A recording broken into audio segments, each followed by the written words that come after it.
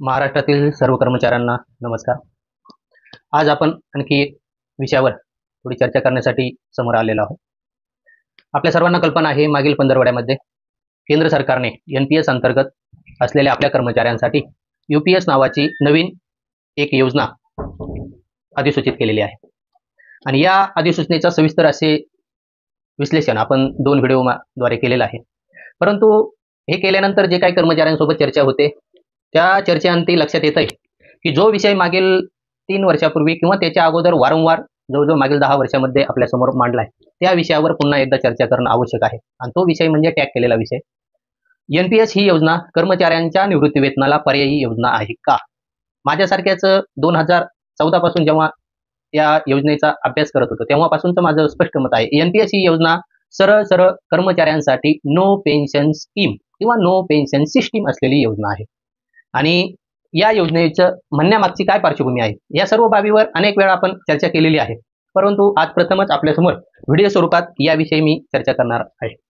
आपल्या सर्वांना कल्पना आहे की केंद्र सरकारने 2004 साली केंद्रीय कर्मचाऱ्यांची जुनी पेन्शन योजना, जिला की आपण म्हणतो केंद्रीय सिव्हिल सेवा पेन्शन नियमावली 1972, ती पूर्णतः रद्द करून त्याऐवजी नवीन डिफाइंड कॉन्ट्रिब्युशन पेन्शन स्कीम नावाची योजना लागू केली. आणि ही योजना राज्यांना बंधनकारक नसतानाही राज्यांसाठी देखील विकल्प स्वरूपात केंद्र सरकारने या योजनेत येण्यासाठीचे पर्याय खुले ठेवले. आणि यातूनच ह्या निवृत्ती वेतनाचा जवळजवळ मागील 20 वर्षापासूनचा मोठा विषय एक देशामध्ये झालेला आहे. आपल्या सर्वांना कल्पना आहे, कर्मचाऱ्यांचं निवृत्ती वेतन म्हणजे कर्मचाऱ्याला दिले जाणारे ते बक्षीस, भेटवस्तू किंवा दानशूरता म्हणून मालक देत नाही, तर ते उलट पक्षी एक मौलिक हक्क म्हणून दिले जाते. आणि निवृत्ती वेतन हे अनुग्रहपूर्वक दिलेली रक्कम नसून केलेल्या सेवेबद्दलचे प्रदान आहे, असं सर्वोच्च न्यायालयाने देखील अनेक निर्णयामध्ये म्हटलेलं आहे. त्यासोबतच हे जे निवृत्ती वेतन हा विषय जो आहे, पेन्शन हा जो विषय आहे, त्याचा इतिहास जर पाहायचा झाला तर साधारणतः जास्त मागे जाण्यापेक्षा स्वातंत्र्यानंतर आपण लोकशाही व्यवस्था स्वीकारल्यानंतरची परिस्थिती जर पाहिली तर आपल्या सर्वांना माहिती आहे, भारतरत्न डॉक्टर बाबासाहेब आंबेडकर यांनी खूप विचारपूर्वक पेन्शन या योजनेविषयीचा बेस तयार केलेला होता. आणि त्यावेळेस त्यांची स्पष्ट भूमिका होती की सामाजिक सुरक्षितता म्हणून कर्मचाऱ्याने वृद्धावस्थेत सन्मानाने व योग्यरित्या आयुष्य व्यतीत करावे, या उद्देशाने निवृत्ती वेतन दिले जावे. आणि पुढं याला एक संविधानिक किंवा मौलिक हक्कामध्ये डॉक्टर बाबासाहेब आंबेडकरांनी या गोष्टीला धरलं होतं. त्याच पद्धतीने सर्वोच्च न्यायालयाने देखील याला मौलिक अधिकारात धरले आणि त्या मौलिक अधिकारांतर्गतच कर्मचाऱ्यांना निवृत्ती वेतन दिलं जात होतं. आपल्याला माहिती आहे की लोकशाही प्रणाली स्वीकारल्यानंतर स्वातंत्र्यानंतर साधारणतः 1964च्या आसपास निवृत्ती वेतनाविषयीचे बऱ्या प्रमाणात कायदे लेखी स्वरूपात आले. त्यानंतर केंद्रीय सिव्हिल सेवा पेन्शन नियमावली 1972 ही 1972 मध्ये आली. आणि या नियमावली अंतर्गत कर्मचाऱ्यांना वेगवेगळे लाभ देण्याविषयीच्या बाबी झाल्या. तर ते लाभ जर थोडक्यात पाहिले तर सरळ सरळ आपल्याला माहिती आहे की निवृत्ती वेतन नियमावली 1972 अंतर्गत कर्मचाऱ्याला पेन्शन मिळत होती, म्हणजे सेवानिवृत्तीनंतरची पेन्शन किंवा त्यात आणखी प्रकार आहेत. त्यानंतर कम्युटेशन ऑफ पेन्शन, ज्याला आपण 1972चा अंशराशीकरण नियमावली म्हणतो, त्या अंतर्गत जे 40% 15 वर्षासाठीचं वेतन या पद्धतीची जी आहे ते सविस्तरमध्ये पुढे पाहता येईल. त्यानंतर डेथ कम रिटायरमेंट ग्रॅज्युटी, म्हणजे 1972चा जो संसदेने केलेला कायदा आहे त्या अंतर्गत 5 पेक्षा जास्त कर्मचारी असलेल्या कोणत्याही संस्थेमध्ये आपल्याला मृत्यू आणि सेवानिवृत्ती या दोन्ही बाबतीत उपदान म्हणून 1972च्या कायद्यानुसार मिळतं. त्यानंतर केंद्रीय कर्मचाऱ्यांसाठी आणखी एक बाब आहे, ती GPF, ज्याला भविष्य निर्वाह निधी योजना आपण म्हणतो, ती या पेन्शन या घटकामध्ये येते. तसेच केंद्रीय कर्मचाऱ्यांसाठी सेंट्रल गव्हर्नमेंट एम्प्लॉई जी आहे स्कीम, त्याला CGEGIS ग्रुप इन्शुरन्स स्कीम असं म्हणतात, तर ती एक आहे. अशा ह्या बाबी पेन्शन या घटकामध्ये कर्मचाऱ्यांना मिळतात. परंतु या सर्वच बाबी बंद करून आता पेन्शन जे सेवानिवृत्ती वेतन आहे त्याच्यामधले जर भाग बघितले तर आपल्या सर्वांना माहिती आहे की 1972च्या नियमावलीमध्ये केंद्र सरकारच्या याच्यामध्ये कर्मचारी नियत वयोमानाने 60 वर्षानंतर निवृत्त झाला तर अंतिम वेतनाच्या किंवा काय 3 महिन्याची सरासरी आहे त्याच्या जे जास्त असेल त्या प्रमाणात त्याच्या अंतिम वेतनाचे 50% आणि त्यामध्ये DA मिळून त्याला नियम 35 अंतर्गत सेवानिवृत्ती नियत वयोमानाने झाल्यानंतर निवृत्ती वेतन मिळतं. त्यानंतर दुसरा एक विषय आहे रिटायरिंग पेन्शन, म्हणजे त्याला व्हॉलंटरी रिटायरमेंट पेन्शन VRS म्हणतात, की 20 वर्ष सेवा झाल्यानंतर आरेख सेवा पूर्ण केली तर त्या कालावधीनंतर कर्मचारी 3 महिन्याच्या अगोदर आपला अर्ज देऊन व्हॉलंटरी रिटायरमेंट घेऊ शकतो. त्यानंतर जी शारीरिक आणि मानसिक पेन्शन म्हणतो त्याला आपण इनव्हॅलिड पेन्शन म्हणतो, अशी ही इनव्हॅलिड पेन्शन सुद्धा नियमावली 1972 मध्ये आहे. त्यानंतर कंपल्सरी रिटायरमेंट पेन्शन, जो की केंद्र सरकारला स्वतःच्या अधिकारात असलेला एक अधिकार आहे, त्याला आपण मौलिक अधिकार केंद्र सरकारचा म्हटलं तरी चालेल. तर अशा अधिकारामध्ये समाज हिताच्या विरोधात जर एखाद्या कर्मचाऱ्याची सेवा वाटत आहे किंवा बाधित होत आहे सामाजिक हित या हेतूने शासन म्हणजे केंद्र सरकार त्या कर्मचाऱ्याला कंपल्सरी रिटायर करू शकतं असं एक व्यवस्था आहे. आणि त्यानंतर फॅमिली पेन्शन हा एक विषय आहे. तर या सगळ्या बाबी रद्द करून केंद्र सरकारने आपल्या कर्मचाऱ्यांना साधारण 22 डिसेंबर 2003च्या परिपत्रकान्वये, आता 22 डिसेंबर 2003चं परिपत्रक आणण्याच्या अगोदर केंद्र सरकारने 23 ऑगस्ट 2003 रोजी मंत्रिमंडळ बैठकीमध्ये मंजुरी देऊन 22 डिसेंबर 2003च्या अधिसूचनेनुसार किंवा राजपत्रानुसार डिफाइन्ड बेनिफिट पेन्शन सिस्टीम, जी की 1972ची आपण त्याला परिभाषित लाभ पेन्शन योजना किंवा मराठीमध्ये जर म्हणायचं म्हणलं तर पूर्वनियोजित लाभ निवृत्ती वेतन योजना जी होती, की ज्यामध्ये निवृत्ती वेतन किती काय हे ठरवून होतं, अशी पूर्वनियोजित लाभ निवृत्ती वेतन योजना रद्द केली. आणि त्याऐवजी डिफाइन्ड कॉन्ट्रिब्युशन पेन्शन सिस्टम म्हणजे परिभाषित अंशदान पेन्शन सिस्टम, ज्याला पूर्वनियोजित वर्गणी तत्व निवृत्ती वेतन योजना असं आपण मराठीत म्हणू शकतो, अशी योजना अधिसूचित केली. आता आपल्याला माहिती आहे की केंद्र सरकारने सुद्धा सुरुवातीला लागू करताना, या ठिकाणी आणखी एक गोष्ट स्पष्ट करतो. आज काही चर्चा करणार आहे ती पूर्णतः मी केंद्र सरकारच्या एनपीएस योजनेविषयी करणार आहे. त्याचं कारण आपल्या पुढे लक्षात येईल किंवा सविस्तरमध्ये पाहिल्यानंतरही लक्षात येईल की हे स्पष्ट करण्यामागची भूमिका एकच आहे की साधारण 2015 पासून माझ्यासारख्याची ठाम भूमिका आहे की महाराष्ट्रामध्ये जी काही जुनी पेन्शन योजना होती 1982-84 अंशराशीकरण, ते रद्द केलं आणि 31 ऑक्टोबर 2005ला अधिसूचनेद्वारे किंवा शासन निर्णयाद्वारे जे काही कर्मचाऱ्यांची पेन्शन योजना रद्द केली, जुनी पेन्शन योजना रद्द केली, त्या बदल्यात लागू केलेली डीसीपीएस योजना आणि एनपीएस योजना. तर याविषयीची परिस्थिती जर पाहिली तर 2015 म्हणजे या चळवळीत भाग घेतल्यापासूनची माझ्यासारखीची ठाम भूमिका आहे की महाराष्ट्रामध्ये कर्मचाऱ्यांना जुनी पेन्शन देण्याशिवाय राज्य सरकारकडे दुसरा पर्याय नाहीये.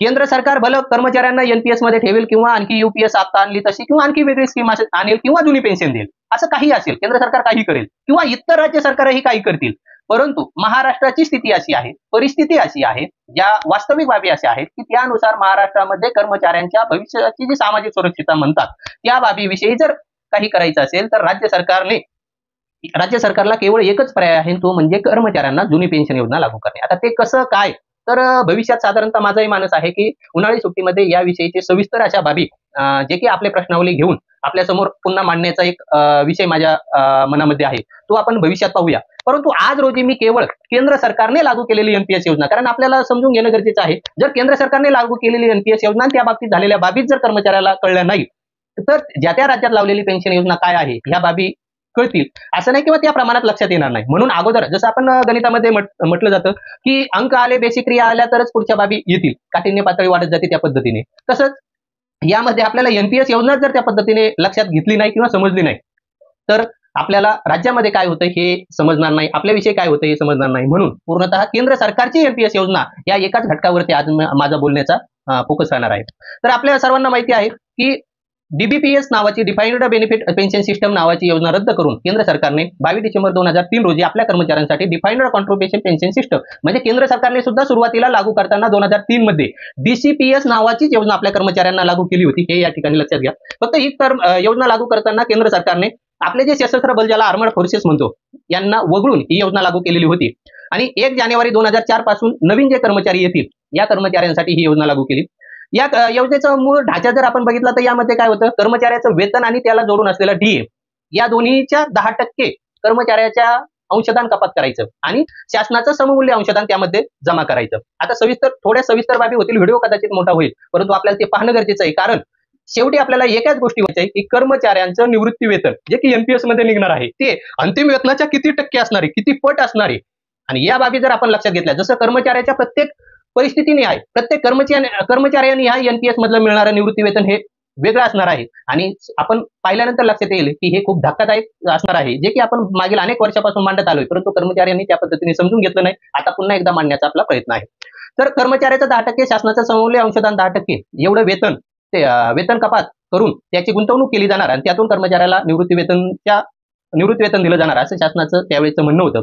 आणि गैरसरकारी जे आहेत, कारण आपल्याला माहिती आहे ही जी पेन्शन योजना लागू केली त्याचा इतिहास जर पाहायचं म्हटलं तर भविष्यात आपण पाहूया याविषयी की केंद्र सरकारने 1998 ला अगोदर दवी समिती नेमली. दवी समितीने आपली आर्थिक परिस्थिती या बाबतीतल्या पेन्शनचा भार याविषयी अभ्यास करण्यासाठी ती समिती होती. त्यानंतर ओयासिस नावाची एक समिती ज्येष्ठ नागरिकांसाठी सामाजिक व उत्पन्न सुरक्षितता धोरण की ज्याला इंग्लिशमध्ये ओएसएसचा लॉंग फॉर्म होईल old age social and income security project या अंतर्गत जो काही अहवाल आला या समितीने दिला, विशेषतः तो सामाजिक सुरक्षितता ज्येष्ठ नागरिकांच्यासाठी होती, परंतु त्या अंतर्गतच ही अंशदान पेन्शन योजनेचा जन्म त्या समितीच्या अहवालातून झाला. त्यानंतर 2002-3 मध्ये कर्मचाऱ्यांच्या या एनपीएस किंवा डीसीपीएस योजनेविषयीच्या बाबीसाठी भट्टाचार्य नावाची एक समिती नेमली होती. याविषयी आपण नंतर बघूया.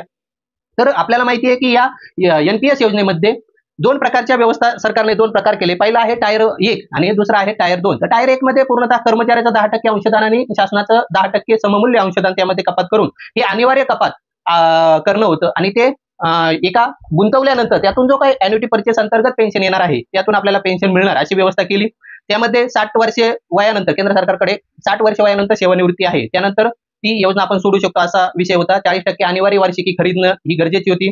यातूनच पेन्शनची व्यवस्था आपल्याला हेच शोधायचं आहे आज की जुनी पेन्शन जी 1972 ची केंद्र सरकारच्या कर्मचाऱ्यांसाठी होती त्या पेन्शन आणि आत्ताची ही व्यवस्था नवीन जी केली आहे, ज्याला सुरुवातीला केंद्र सरकार सुद्धा डीसीपीएस म्हणत होतं, नंतर यालाच न्यू पेन्शन सिस्टम म्हटलं, नंतर 2014-15 नंतर पीएफआरडीए नंतर याला नॅशनल पेन्शन सिस्टम म्हणायला लागले. असे जे काही नामकरण झालेले आहे, तर ही पेन्शन योजना खरंच जुन्या पेन्शन जी 1972 ची आहे त्याच्या बदल्यात पेन्शन देते का याविषयीची सविस्तर अशी चर्चा आपण करतोय. त्यानंतर ह्या पेन्शन योजनेतून जो काही कॉर्पस तयार होतो त्यातून 60% कर्मचाऱ्याला एकाच वेळी दिला जाईल आणि 40% अॅन्युटी परचेससाठी दिली जाईल आणि त्यातूनच पेन्शन दिली जाईल. जर कर्मचाऱ्याने 60 वर्षाच्या आतमध्ये सेवानिवृत्त नियत वयोमानाने होण्याच्या अगोदर जर ही योजना सोडली कोणत्याही कारणास्तव, म्हणजे तो मयत असेल किंवा स्वेच्छा असेल का इतर असेल, तर त्या कर्मचाऱ्याला 80% रक्कम ही कॉर्पस मधली अॅन्युटी प्लॅन मध्ये गुंतवणूक करावी लागेल आणि 20% फक्त एकाच वेळी त्याला मिळेल अशी ही योजना होती. त्यानंतर टायर 2 मध्ये आपल्याला माहिती आहे की ती स्वैच्छिक होती, त्यामध्ये कर्मचारी स्वतः किती अंशदान गुंतवू शकत होता आणि त्यामध्ये सरकार काही अंशदान टाकणार नाही. आणि ह्याची काही 22 डिसेंबर 2003 ची अधिसूचना होती, यामध्ये सीआरए नेमू, त्यानंतर संरचना तयार करू, पेन्शन फंड मॅनेजर नेमू, अशा पद्धतीची ही काही बाबी होत्या त्या केंद्र सरकारने अधिसूचित केल्या होत्या. आता ह्या अधिसूचित केल्यानंतर आपल्याला माहिती आहे की केंद्र सरकारची ही जी डीसीपीएस योजना होती, एक व्यवस्थापन तयार केलं जातं, त्याला पीएफआरडीए, ज्याला मराठीमध्ये निवृत्ती वेतन निधी नियामक व विकास प्राधिकरण म्हणतो आणि इंग्लिशमध्ये म्हटलं तर pension fund regulatory and development authority नेमू, आणि त्या अंतर्गत आम्ही सर्व व्यवस्था करू. आपल्याला हे पण कल्पना आहे की साधारण 2003 पासूनच केंद्र सरकारने पीएफआरडीए बिल, ज्याला अधिनियमित करण्यासाठी किंवा कायदा तयार करण्यासाठी संसदेची मंजुरी घेणं आवश्यक होतं, तसं बिल आणलं होतं. पण 2003 पासून तर साधारण 2014 पर्यंत हे पीएफआरडीए बिल केंद्र सरकार मंजूर करू शकलं नाही. त्याचे कारण काय आहेत? राजकीय कारण आहेत, आर्थिक आहेत, सामाजिक आहेत आणि कर्मचाऱ्यांच्या हिताच्या हिशोबाने सुद्धा त्याला त्याविषयीच्या अनेक भूमिका होत्या. त्या आपण कर्मचाऱ्यांनी खरंच सविस्तर पाहणं सुद्धा गरजेचं आहे. भविष्यात वेळ आली तर ते पण आपण पाहूया. परंतु हे जे बिल आहे ते बिल साधारण 2011 मध्ये केंद्र सरकारने पुन्हा एकदा संसदेमध्ये आणलं आणि लोकसभेने 6 सप्टेंबर 2013 ते मंजूर केलं. तसं राज्यसभेने 19 सप्टेंबर 2013 मंजूर करून त्याला वैधानिक दर्जा मिळाला आणि केंद्र सरकारने 1 फेब्रुवारी 2014 तो जाहीर केला. म्हणजे जवळजवळ 9 वर्षानंतर 23 ऑगस्ट 2003 ही योजना मंत्रिमंडळाने मंजुरी दिली. 22 डिसेंबर 2003 केंद्र सरकारने अधिसूचित केली. परंतु पीएफआरडीएला वैधानिक दर्जा देण्यासाठी केंद्र सरकारला जवळजवळ 9 वर्षे लागले. त्या 9 वर्षामध्ये ज्या काही चर्चा झालेल्या आहेत संसदेमध्ये त्या खरंच ऐकण्यासारख्या आहेत. त्यानंतर केंद्र सरकारने या योजनेचे एक देखभाल करण्यासाठी एनएडीएल नावाची जी ई गव्हर्नन्स आपली कंपनी आहे त्या कंपनीशी करार केला आणि तिला सेंट्रल रेकॉर्ड कीपिंग एजन्सी म्हणून 1 डिसेंबर 2007. आपल्याला ह्या तारखा पाहणं यासाठी गरजेचं आहे की कशा पद्धतीने एनपीएसच्या कार्यान्वित झालं आणि कार्यान्वित होत असतानाच कशा पद्धतीने शासनाच्या काही बाबी लक्षात आल्या, त्यानंतर त्यामध्ये सुधारणा झाल्या, ज्या काही कर्मचाऱ्यांच्या हितासाठी झाल्या ते सुद्धा यातून लक्षात येतात. म्हणून सीआरए नावाची जी संस्था आहे तिच्याशी करार, एनएडीएल सोबत करार केला पीएफआरडीए अंतर्गत केंद्र सरकारने 1/12/2007 आणि त्यांना 10 वर्षासाठी सेंट्रल रेकॉर्ड कीपिंग एजन्सी म्हणून त्यांच्याकडे कार्यभार दिला. त्यानंतर दुसरा विषय आहे की एनपीएस ट्रस्ट नावाची एक स्वायत्त संस्था लेखी कराराने पीएफआरडीए स्वतः अंतर्गत केंद्र सरकारने तयार केली आणि ती तयार केली 27 फेब्रुवारी 2008 रोजी. ती तयार करण्याचा हेतू हाच होता की या कंपनीने जे काही पेन्शन फंड मॅनेजर असेल, इन्व्हेस्टमेंट पॅटर्न असतील किंवा विश्वस्त बँक असतील, एनएडीएल असेल, यांच्यासाठी सरकार आणि यांच्यासोबत ती मध्यस्थी करावी आणि त्याविषयीचं रेग्युलेशन करावं, यासाठी ही एनपीएस ट्रस्ट नावाची बाब समोर आली. त्यानंतर 1/1/2008 पासून 3 पेन्शन फंड मॅनेजरांची नेमणूक केंद्र किंवा पीएफआरडीए अंतर्गत करण्यात आली. आणि सगळ्यात महत्वाची बाब या ठिकाणी डीसीपीएस नावाची जी सुरुवातीची केंद्र सरकारने आपल्या कर्मचाऱ्याला 1/1/2004 पासून लागू केलेली योजना की कर्मचाऱ्याचं 10% अंशदान, केंद्र सरकारचं 10% अंशदान, अशी जी रक्कम होती ती रक्कम केंद्र सरकार आपल्या परमनंट पेन्शन अकाउंट नंबर, ज्याला PPAN अशा परमनंट पेन्शन अकाउंट नंबर मध्ये जमा करत होतं आणि त्याच्यावरती जीपीएफ अंतर्गत जे काही वार्षिक व्याज असेल त्या वार्षिक व्याजाची गणना करून त्या अकाउंट मध्ये ती रक्कम कर्मचाऱ्याची ठेवली जात होती.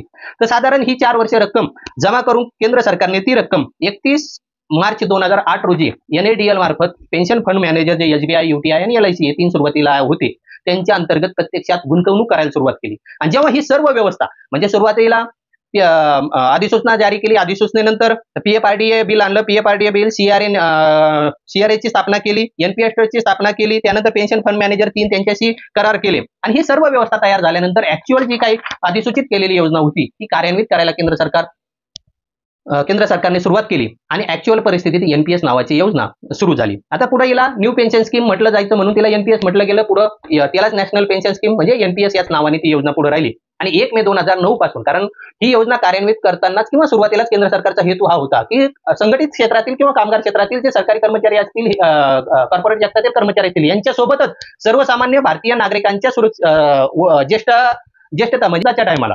त्या सर्वसामान्य नागरिकाला देखील आपल्या पेन्शनची व्यवस्था करता यावी, उदरनिर्वाहाचं साधन तयार करता यावं, या हेतूने खरं ही ओयासीस आणि त्या बाबी झाल्या होत्या. आणि त्या अंतर्गत ही जी सर्वसामान्य नागरिकांसाठी पेन्शन योजना तयार करायची होती ती 1 मे 2009 नंतर म्हणजे सर्व प्रकारची व्यवस्था तयार झाल्यानंतर केंद्र सरकारने देशातील सर्व नागरिकांसाठी, सर्वसामान्य नागरिकांसाठी देखील ही योजना कार्यान्वित केली. आता हा विषय झाला की NPS योजना लागू करणे, NPS योजनेची व्यवस्था तयार करणे. आणि आपण पाहिलं की केंद्र सरकारचे सर्व कर्मचाऱ्यांची गुंतवणूक प्रत्यक्षात NPS मध्ये करण्याला सुरुवात 31 मार्च 2008 पासून प्रत्यक्षात झाली. परंतु या बाबी होत असताना तत्कालीन परिस्थितीमध्ये काही कर्मचारी मयत झाले आणि ते मयत झालेले कर्मचाऱ्यांच्या बाबतीतला विषय असा समोर आला, किंवा 3 का 4 ऍक्च्युअल आकडा लक्षात नाही, परंतु लोकसभेच्या प्रश्नामध्ये आलेलं आहे की साधारण 2009 20 कर्मचारी इनव्हॅलिड झाले, म्हणजे काय झाले, शारीरिक आणि मानसिक विकलांग झाले. तर अशा कर्मचाऱ्यांच्या बाबतीत NPS मधून कोणत्याही परिस्थितीची पेन्शन सारखी व्यवस्था तयार होत नाहीये, त्यातून कोणत्याही प्रकारचा त्यांचा उदरनिर्वाह होईल अशी परिस्थिती नाहीये. हे केंद्र सरकारच्या लक्षात आल्यानंतर केंद्र सरकारने या सर्व बाबीवर म्हणजे मयत झालेले कर्मचारी आणि शारीरिक आणि मानसिक विकलांग झालेल्या कर्मचाऱ्यांच्या बाबतीत NPS मधून काय लाभ किंवा काही याविषयी शिफारस करण्यासाठी एक समिती नेमली, तिला हाय लेव्हल टास्क फोर्स म्हणतात, HLTF. ती नेमली आणि त्या समितीने आपल्या शिफारशी दिल्यानंतर साधारण 2009 मध्ये 5 मे 2009 ला पेन्शन मंत्रालयाने एक परिपत्रक काढलं आणि त्या परिपत्रकाअंतर्गत या HLTF टास्क फोर्सच्या शिफारशीनुसार केंद्र सरकारने मयत कर्मचारी आणि इनव्हॅलिड कर्मचारी यांच्या बाबतीत जुन्या पेन्शनचे जे 1972 मध्ये कुटुंब निवृत्ती वेतन आणि इनव्हॅलिड पेन्शन अंतर्गत लाभ होते ते सर्व देण्याविषयीच्या बाबी, तसेच मयत कर्मचाऱ्याच्या कुटुंबियांना 1972च्या उपदान कायदा म्हणजे ज्याला ग्रॅज्युटी म्हणतो तो सुद्धा लाभ देण्याविषयीचा निर्णय 5 मे 2009 ला केंद्र सरकारने घेतला. आता याविषयी हे का घ्यावं लागलं, काय घ्यावं लागलं, याविषयी जवळजवळ त्यावेळेस लोकसभा आणि राज्यसभामध्ये म्हणजे संसदेमध्ये चर्चा ज्या झाल्या त्यातल्या तारांकित आणि अतारांकित प्रश्नापैकी 5 ते 6 प्रश्नांना उत्तर देताना त्यावेळेचे वित्तमंत्री P. चिदंबरम साहेब यांनी जवळजवळ 4-5 प्रश्नांना उत्तर देताना स्पष्टरित्या म्हटलं होतं की ही जी काही NPS किंवा न्यू पेन्शन सिस्टम आहे त्यावेळेस त्याला न्यू पेन्शन सिस्टमच म्हणते, म्हणजे नवीन पेन्शन योजना आम्ही जी कार्यान्वित केली ही पेन्शन योजना, त्यांच्या यातलं वाक्य आहे, the monthly annuity under the new pension system NPS is only a replacement of pension on retirement and family pension on death after retirement. म्हणजे याचा अर्थ सरळ असा आहे की नवीन पेन्शन योजना ही जी आहे ती केवळ म्हणजे नवीन पेन्शन योजनेमध्ये ॲन्युटी आणि ॲन्युटी अंतर्गत गुंतवणूक केलेल्या रकमेचा जो परतावा म्हणजे व्याज स्वरूपात सारखा जो परतावा येतोय त्याला 12 ने भागून ती मंथली डिवाइड करून कर्मचाऱ्याची पेन्शन देणे अशी जी काही व्यवस्था आहे ती व्यवस्था ही केवळ नियत वयोमानाने सेवानिवृत्त होणाऱ्या सरकारी कर्मचाऱ्यांना मिळणाऱ्या मासिक वेतनाला आणि निवृत्तीनंतर जर कर्मचारी मयत झाला तर त्याच्या कुटुंब निवृत्ती वेतनाला पर्याय होऊ शकते. सेवेमध्ये अपंगत्व किंवा मृत्यू झालेल्या कर्मचाऱ्याच्या कुटुंबियांना न्याय देण्यासाठी ती योजना म्हणजे कोणती NPS योजना हितकारक नाही अशा हेतूने 5 मे 2009 रोजी केंद्र सरकारने आपल्या कर्मचाऱ्यांना कुटुंब निवृत्ती वेतन आणि मयतानंतरची ग्रॅज्युटी लागू केली. नंतर 26 ऑगस्ट 2016 ला सेवानिवृत्तीनंतरची ही ग्रॅज्युटी अशा पद्धतीने सर्व लाभ त्यावेळेस कर्मचाऱ्यांना दिले. केंद्र सरकारने यामध्ये आणखी सुधारणा करताना आपल्या लक्षात येईल की ज्यावेळेस आपला हा लढा तीव्रतेने देश पातळीवर किंवा राज्य पातळीवर चळवळ सुरू होती त्यावेळेस छत्रपती संभाजीनगर सर्वोच्च न्यायालयाने दिलेल्या बीड आणि इतर कर्मचाऱ्यांच्या निकालाच्या अनुसरून साधारण 6 डिसेंबर 2018 रोजी एक निर्णय घ्यावा लागला आणि 1/4/2019 पासूनच्या जे कर्मचारी आहेत त्या कर्मचाऱ्यांना पेन्शन फंड मॅनेजर आणि इन्व्हेस्टमेंट पॅटर्न निवडण्याचा अधिकार देखील कर्मचाऱ्यांना द्यावा लागला. त्यासोबतच 14% जे काही शासनाचं अंशदान 10% होतं ते वाढवून 14% दिलं. म्हणजे आपल्या लक्षात येईल की सुरुवातीला केंद्र सरकारने स्वतःच हे सिद्ध केलं 5 मे 2009 ला की NPS या योजनेअंतर्गत कुटुंब निवृत्ती वेतन योजना आणि शारीरिक आणि मानसिक विकलांगांची इनव्हॅलिड पेन्शन या बाबतीतला बाबी आम्ही NPS मध्ये पूर्ण करू शकत नाही. आता त्यानंतर केंद्र सरकारने दुसरी बाब या ठिकाणी काय मान्य केल्यासारखी आहे की 10% शासनाचे जे अंशदान आहे त्या 10% अंशदानातून कर्मचाऱ्याला निवृत्ती वेतना एवढे लाभ मिळू शकत नाही, त्यातून त्याचा उदरनिर्वाह होऊ शकत नाही, म्हणून केंद्र सरकारने 10%वरून स्वतःचं अंशदान 14%वर साधारण 1 एप्रिल 2019 रोजीपासून नेलं. आता खरा आपला विषय या ठिकाणी सुरू होतो. हे झाले आतापर्यंतच्या ज्या काही निवृत्तीनंतरच्या पेन्शन योजनेबाबत केंद्र सरकारने केलेल्या बाबीविषयी किंवा त्यांनी केलेल्या सुधारणाविषयीच्या बाबी. ही पूर्वकल्पना आपल्याला असणं बी गरजेचं होतं. आता खरा विषय येतोय की कर्मचारी सेवानिवृत्त जर झाला तर त्याला जुन्या पेन्शनच्या बदल्यात नवीन पेन्शनमध्ये कशा प्रकारचे लाभ मिळतील. तर या बाबी जर पाहायच्या झाल्या तर एक साधारण 2017-18 मध्ये मी स्वतः कॅल्क्युलेशन केलं होतं. अनेक बाबी त्यावेळेस पडताळून पाहिल्या होत्या.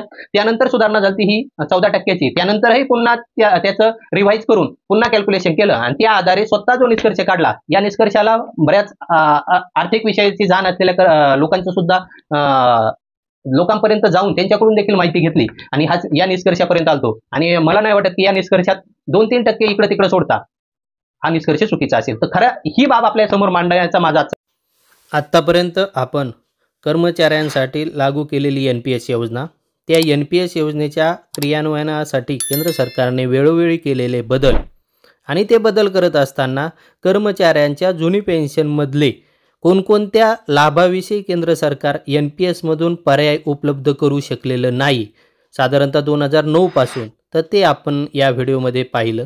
ते आपल्याला पाहणं गरजेचं होतं कारण आपण आता पुढील व्हिडिओमध्ये पुढील भागामध्ये पाहणार आहोत की पेन्शन जी आपली कर्मचाऱ्याची जुनी पेन्शन आहे त्या जुनी पेन्शनच्या बदल्यात केंद्र सरकारच्या कर्मचाऱ्यांना त्यांच्या आरक्षसेवेनुसार प्रत्येक कर्मचाऱ्यानुसार प्रत्येक वर्षाला NPS अंतर्गत अंतिम वेतनाच्या किती पटीमध्ये किती पर्सेंटेजमध्ये NPS मधून निवृत्ती वेतन मिळणार आहे ते आपल्याला सविस्तर पाहणं आवश्यक आहे. त्याच्यासाठी ही पूर्वकल्पना म्हणून सर्व परिस्थिती अगोदर समजून घेणं आपल्याला गरजेचं होतं.